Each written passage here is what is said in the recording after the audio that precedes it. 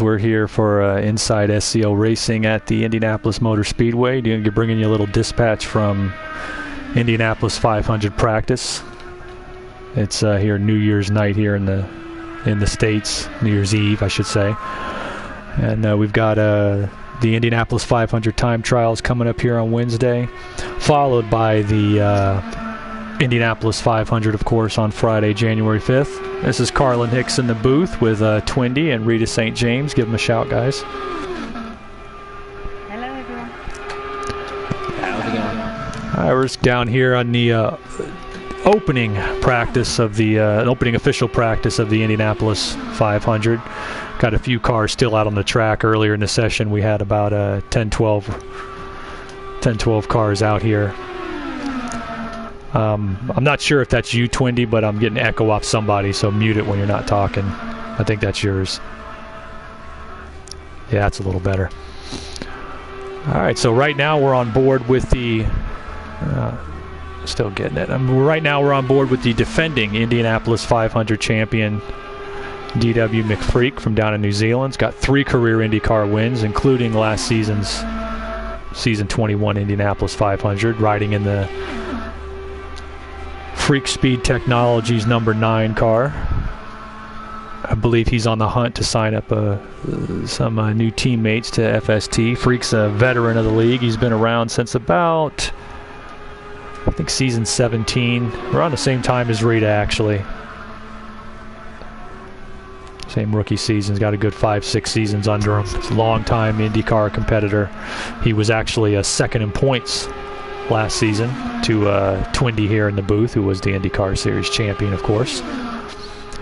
And I believe Freak's just getting the feel of the car right now. That is 41.4 is a decent time on your own. I don't think he's running the pack. Those top times of my car up at the top when Rita was in here, 39s, low 40s, those are all draft times.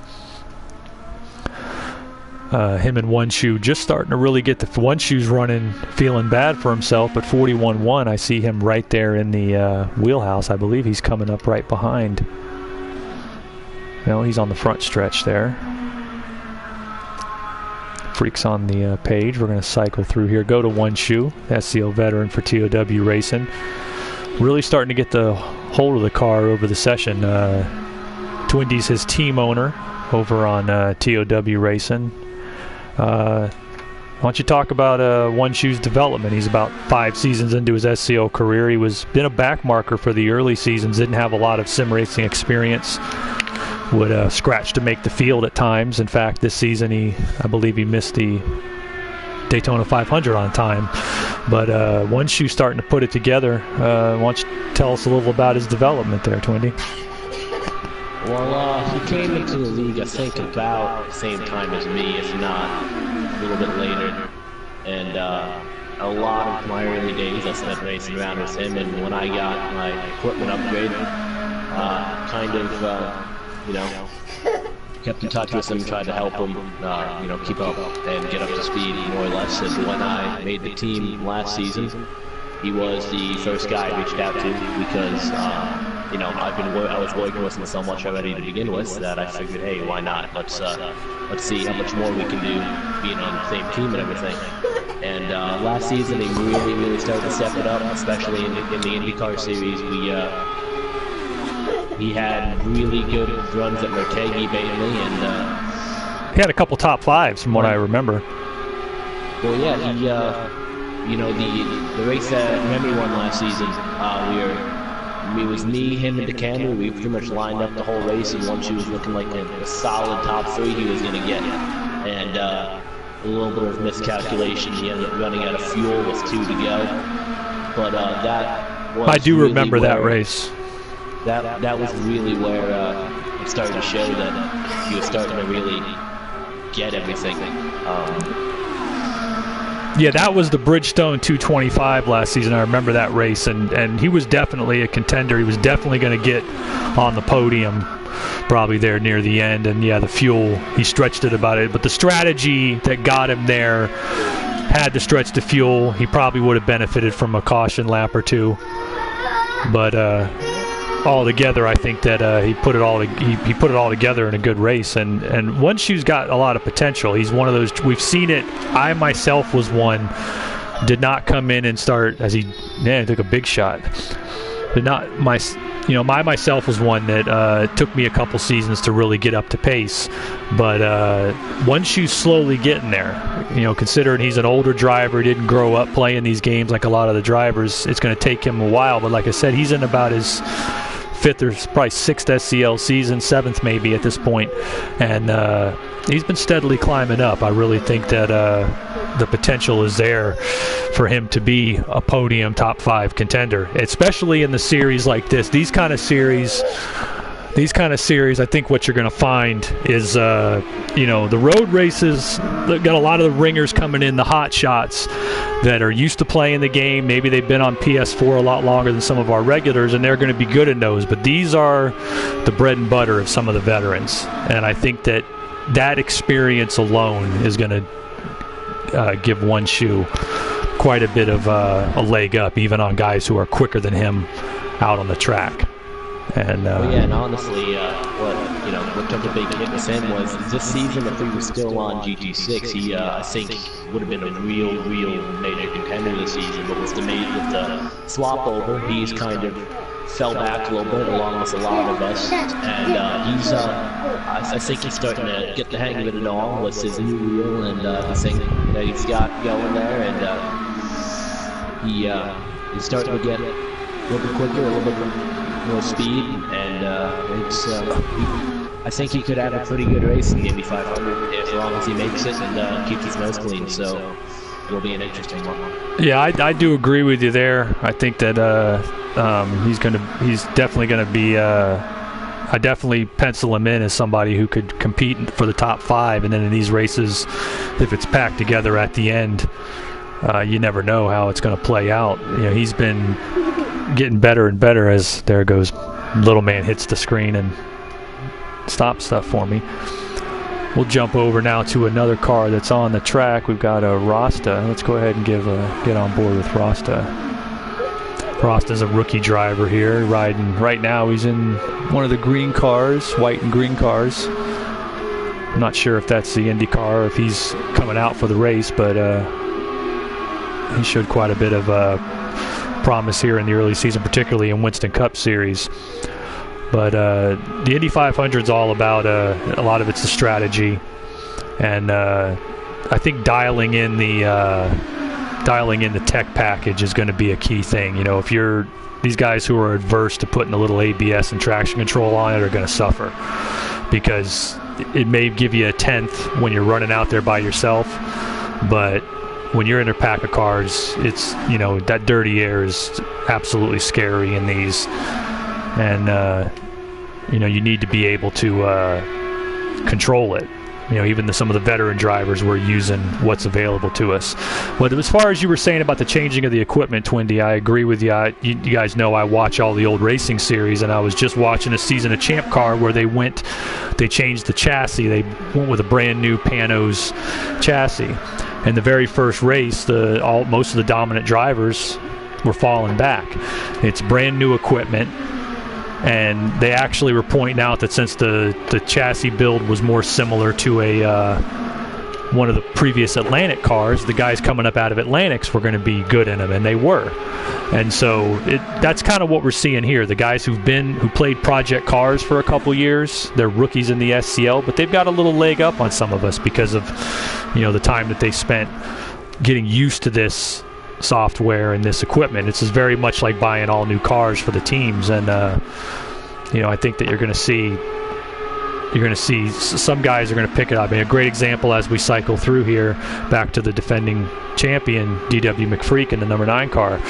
Freak is freaky fast in these cars, always has been. He's not getting the pace there yet, but that's just a matter of time with somebody like him. He's gonna, once he gets enough seat time in, it's all gonna click, and he'll be right back up there near the front in a heartbeat, as I believe he's got MPH behind him running in one of the borrowed JME cars. But I think you're definitely going to see that. As far as the dirty air goes, I think somebody who's got a very good feel for that as one of the best pack drivers in whatever series and class of car you put her in. From JME Motorsports, Rita St. James. Why don't you tell the audience here, Rita, a little bit about managing the air in these particular machines?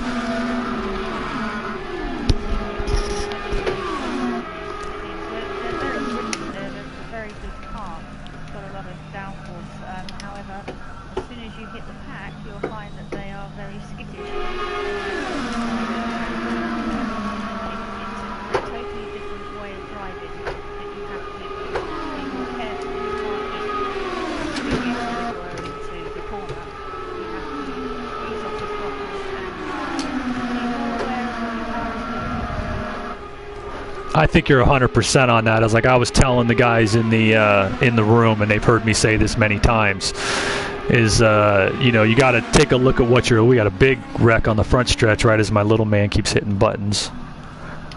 Pulled freak into the pits. We'll jump on board here with Yurdon, a new Australian driver, another rookie riding in I believe the PureTech car, if I'm not mistaken. I was telling the guy, quit hitting the buttons, boy. Kid keeps hitting the buttons on me. But like I was telling the guys in the room, is that you got to understand what an IndyCar is. It's a monocoque chassis. It's a tub where you buy the suspension and aerodynamic parts and add it to it. Unlike even though a Trans Am car, Winston Cup car, whatever, those are all custom built race cars, they are using the body or the design of a street car. Because they're a full bodied car, they have a degree of mechanical grip completely independent of any aerodynamics you put on them. Don't hit that. That's the difference between that's the major difference between, like when you take a V8 supercar and put that big rear wing on it, when you put a small spoiler on a cup car, that's the major difference. They're all large. It's all large sedan racing. Well, in one of these cars, the tub, it's designed, hitting the buttons, boy. The tub is designed, the aerodynamics are put on it. He's making comments here on the broadcast. But when you're in the car and you've got a car in front of you, it's taking the air off your nose. So the car is going to get aero push. You're going to have to lift the throttle to get it through the corner, just like he's going to be experiencing right now as Don's coming up. Now, when you got a car behind you, it's raising the profile of the air going over the car. It's about 2 or 3 feet higher than it would be when you're by yourself. So when you got a car in front of you and a car behind you, calm down, boy. It puts you in a position where you're basically driving around in a bathtub with wheels. It doesn't have anything on the front, doesn't have no downforce on the back. You're going to have a real problem with, keeping the car underneath you at that point.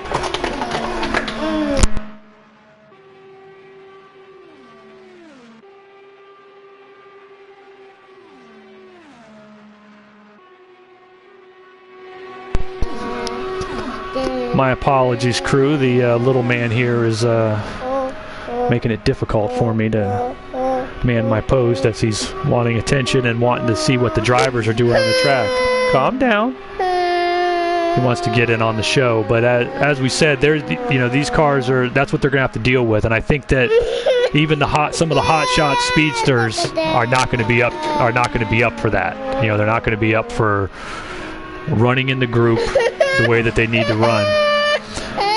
All right, so let me jump this on board with another driver here.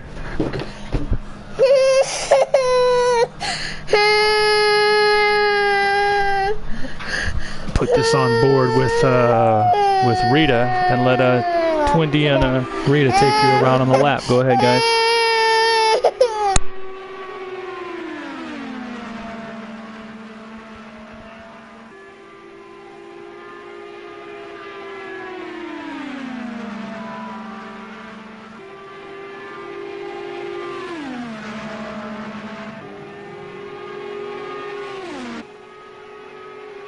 Trying to stay behind Don to actually get some draft off him, see if I can get a quick tap in. And then go through. Hispanic. Okay, so let's just, I'm just gonna wait now for someone else to come along. You on track, Twindy? Yeah, but I can't see you, so...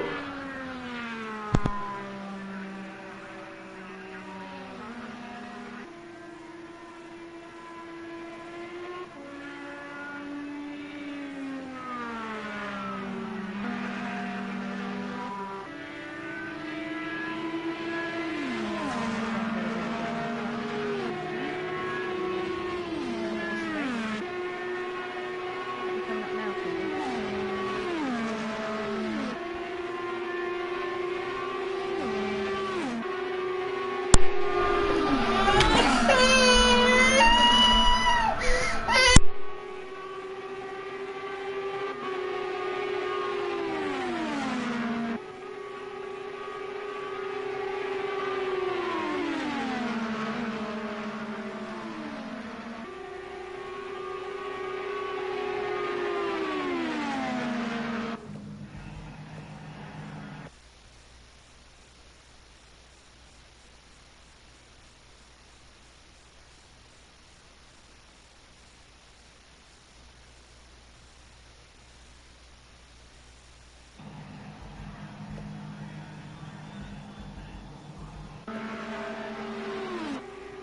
All right, back on board here. Crew chief had some needs. Back on board with Rita in the number 2 Verizon Dallara Chevy. Rita, what's your best finish in the Indianapolis 500 the 4 or 5 times you run it? Do you remember?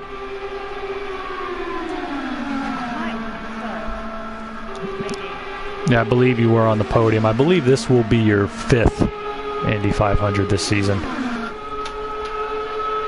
Put you in the crew of drivers who have gone at least halfway on them. I'll be the only one to have started all 10. You know, knock on wood. Ooh, big wreck, big wreck. Rita's on her roof. Uh-oh. You all right, Rita? Let's get the crew out there. Let's get the crew out there.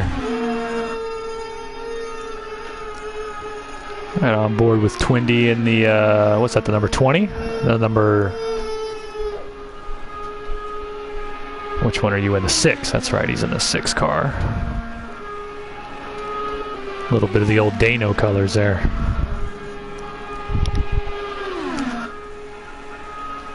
Twindy, of course, had the defending IndyCar Series champion from season 21, had an absolutely terrific season. 5 wins in 8 races. Everything was coming up roses for him in the IndyCar Series last season. Ran well and got that, as any of us who've won championships know, you have to run good, and that perfect little lineup of luck takes place where you're not getting caught up in the things that maybe you did last season. And excuse me, he ran off with a fantastic performance in the IndyCars last season. Still think he feels like he's trying to find his speed a little in them this season. Is that about accurate there, Twindy? Yeah, that's definite. That's definitely correct.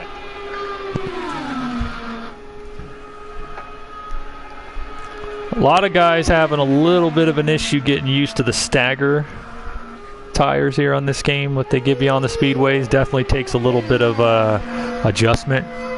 Those of us who've played on simulators before that have a little bit of a leg up on it. I never have on a wheel, so that threw me for a loop. So definitely wound up being a part of the preparation altogether, was making sure you got the car right. Like I said, I think managing the body roll and the weight transfer is the key thing in these cars. I mean, that's in any of the cars at Indianapolis. You got such a long straightaway and such a tight turn. You know, you can't get that much roll out like there. You lose time. It's very difficult to do it for a significant stretch.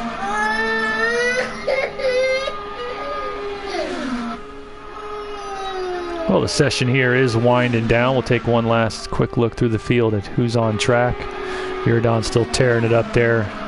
the Aussie driver, blew his motor last night in the Bathurst 300, which I know was disappointing to him. He was running mid-pack and moving up at that point. But he's a promising driver.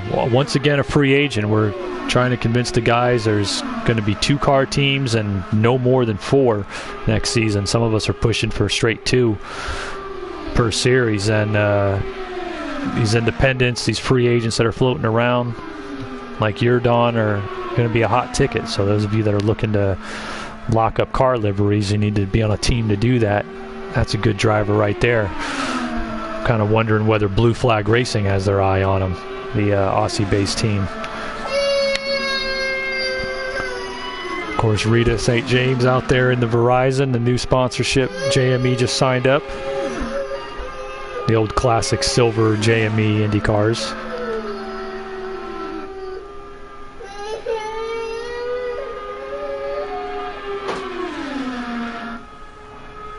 Won 2 Indy 500s in that basic paint scheme.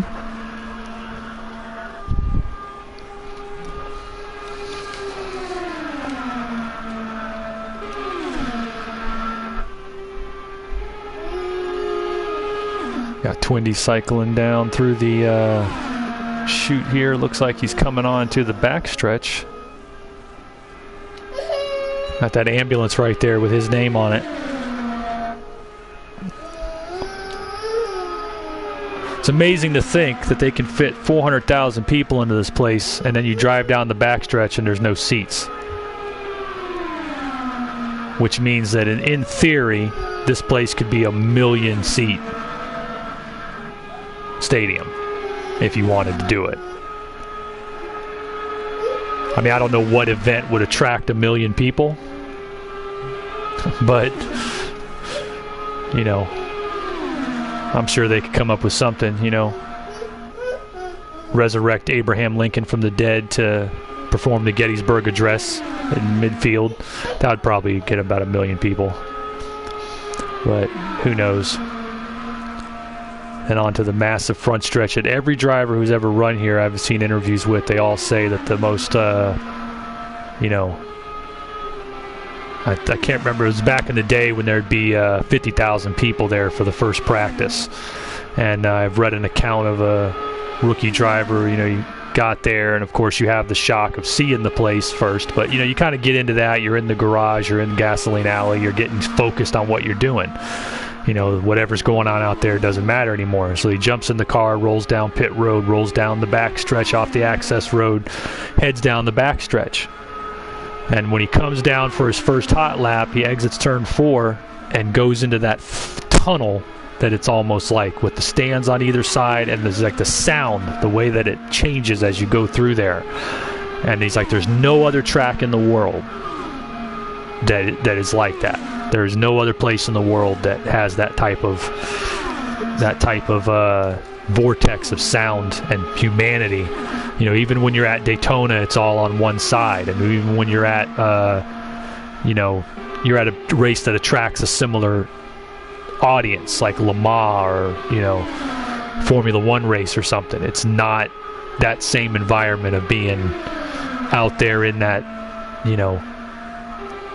I guess the best way to put it is, I would say the difference in my mind is that if we go to Le Mans, or you go to the Monaco Grand Prix, or you even go to Daytona, you get on the track, you're going out there.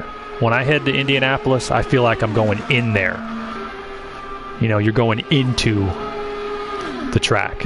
You just feel surrounded by humanity, and so, you know, that's what a lot of the real-life veteran drivers discuss. You know, is the possibility that of what it's like when you're doing that, I think. And our drivers do get intimidated by the big events. You know, when they come out for the Daytona 500, the Indy 500, there's going to be a different vibe than there is even when there's been an IndyCar race that was held that was not at Indianapolis, that was not the 500. I think Twindy can attest to that. There's a totally different atmosphere for one of the big races, isn't there?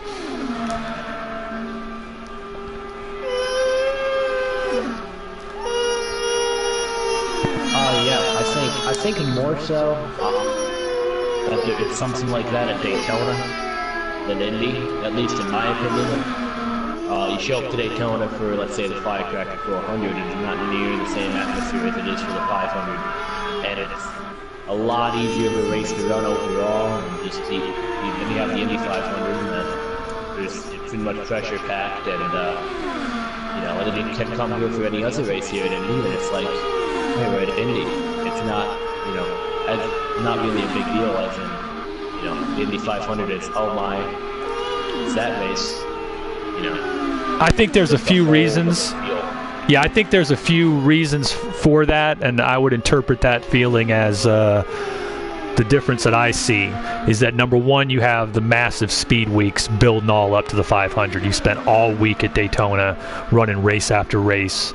By the time you get to the 500, you've built up guys you're looking out for, guys you're looking to run with. You know, it's all been sorted out, especially among the drivers that run multiple series. You know, they tend to, you know, the pressure has built up to a boiling point.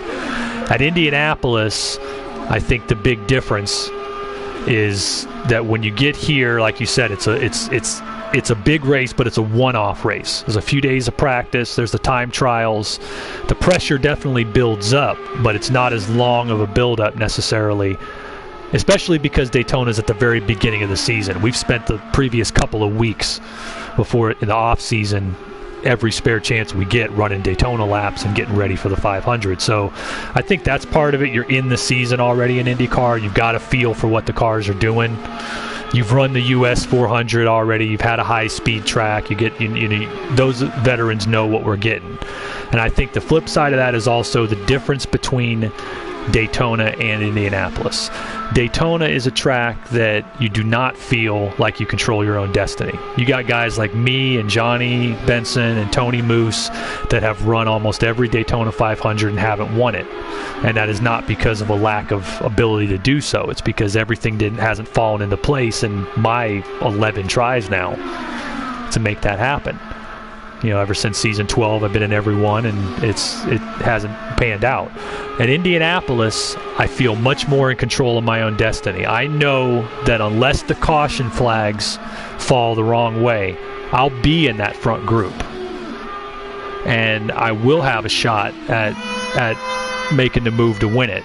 And I've won it twice. I finished second twice. I finished third once, and in a lot of the other finishes had races where I was there at the end and got caught up in the big one in the last 5. So the fact is that at Indy you feel much more in control of your destiny. You know, if you get enough green flag racing, you're going to pull away from the drivers you don't trust. And so you should be able to be in a position to make a move at it. And like I said, the 2 times I've won the Indy 500, one was by making the right pit stop at the end and having a good pit stop and moving up. The second time was by making a pass on Tony Moose, one of the best drivers in league history. And it all boiled down to, in both of them, you know, that was the 2 times I had a direct shot. But then in some of the other races, I had a shot too and didn't quite get there. When Remy won it in season 17, I was the guy on his tail going for it. You know, I've had a few shots, and that's what you look for. You look to get yourself in position so you have a shot, because those of us running for the championship know this is one race, we're going to do whatever we can to win it.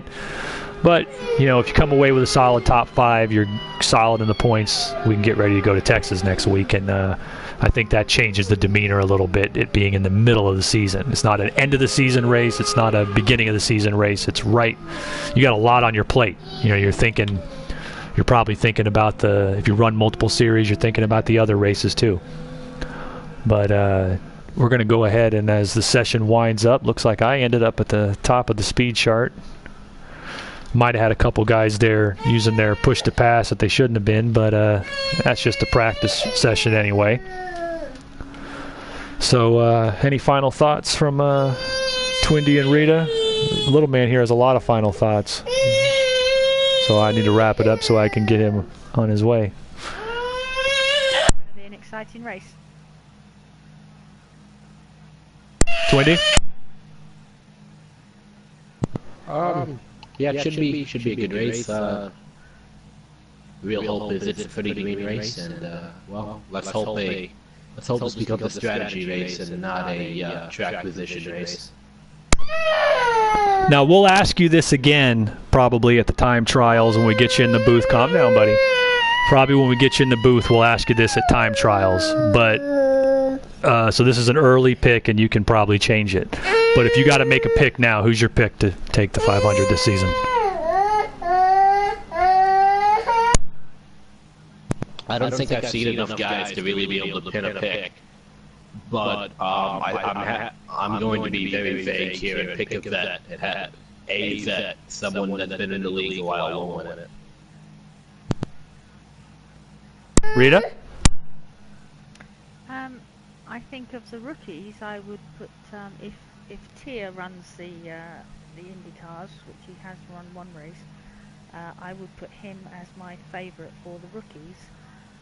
For the veterans, I'd probably say you for strategy.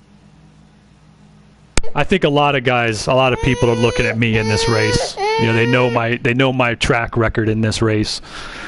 And yeah, I would imagine that there's some eyes on me there, but yeah, it's I mean, I have the speed here. I'm not slow.